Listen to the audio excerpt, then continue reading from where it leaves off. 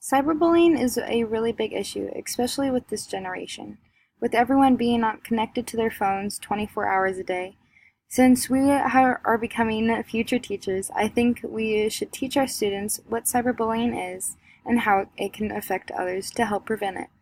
First, cyberbullying is when you contact someone through some kind of technology and you are trying to embarrass, threaten, target, or harass another person.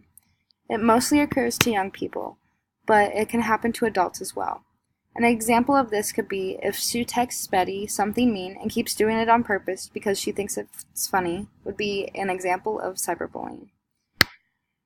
And some people that are cyberbullied can suffer from depression, anxiety, or other kinds of stress-related disorders, and at worst cases, suicidal thoughts.